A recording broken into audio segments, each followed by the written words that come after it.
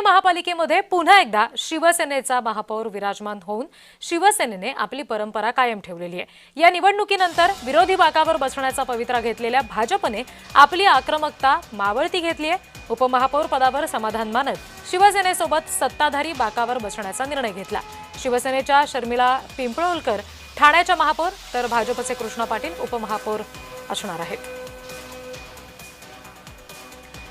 ठाण्यातून प्रतिनिधी कुणाल भोईटे सध्या आपल्याशी जोडले गेलेले आहेत। कुणाल, पुन्हा एकदा आता शिंदेंनी आपला ठाण्याचा गड खऱ्या अर्थानं राखला असं म्हणता येईल का? जी वाटाघाटी झाली त्याच्यामध्ये शिंदे यशस्वी झालेले आहेत महापौरपद आपल्याकडे ठेवण्यामध्ये असं म्हणता येईल का? एकंदरीत सुरुवातीपासून जर महापौरांचा कार्यकाळ जर पाहिला तर काही वर्ष काँग्रेसच्या महापौरांचा कार्यकाळ जर सोडला तेव्हापासून आतापर्यंत शिवसेनेचेच महापौर जे आहेत त्या महापालिकेमध्ये बसलेले पाहायला मिळत आहेत आणि काही वेळेस उपमहापौर जे आहेत ते भाजपने घेतलेले आहे। मात्र यावेळेसची निवडणूक थोडीशी वेगळी होती। सुरुवातीला युती करायची का किंवा युती करायची नाही अशा प्रवित्र्यात अनेक भाजपचे नेते होते।